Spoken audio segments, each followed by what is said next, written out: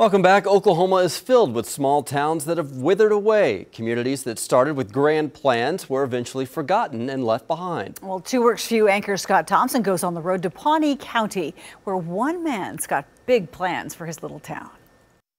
Don Taylor may be tilting at windmills, but he's having a great time doing it because he thinks the little town of Ralston deserves a final curtain call. Every time more rainwater drips into the old Ralston Opera House, the building moves a bit further towards the point of no return. The acoustics in here are actually pretty good. But Don Taylor's not ready to give up on it yet. They had plays, singers, musicians. The town band would play here. And if Don has his way, they will again, or at least the 21st century equivalent. He has confidence in his adopted hometown, or maybe it's just misplaced faith. Now, under modern rules, most people would come in, doze it down, and slap up whatever, but I want to save as many as the old buildings, and in fact recreate some of them. Looking at Ralston today, most might say that's a pipe dream. There's nothing much left of a town that once boasted perhaps 1,000 hardy souls and a hardy stock of sandstone buildings whose blocks were quarried 2 miles away. The streets used to bustle with activity. In the months before the Titanic sunk, they hung a big fire bell from between the legs of the brand new water tower. That bell and that water tower are still here and still being used.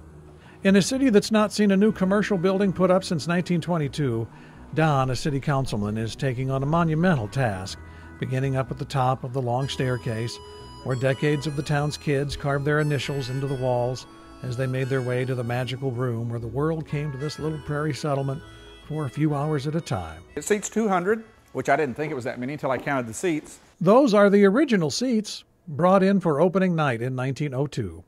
This was the center of the town's life. Movies, vaudeville, boxing matches, roller skating. In the 1980s, there was an effort to save it that may have kept the building standing to this point. The stage curtain paintings were redone in 1991. It still goes up and down with a bit of muscle power behind it. The electrical wiring was replaced 30 years ago.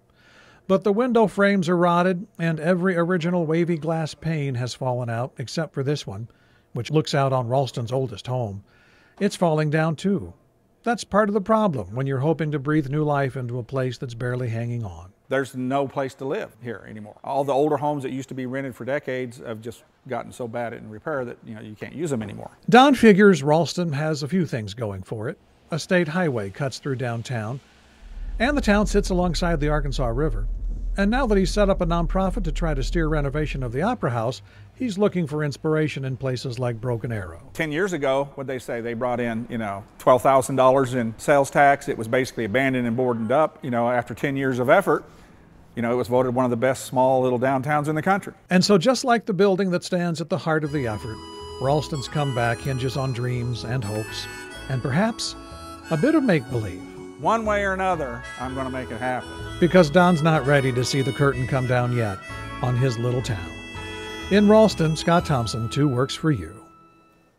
Love the buildings where you can feel the history there. Yes, love to see them come back to life. More of us should reach out and do that. You bet. It's a big project.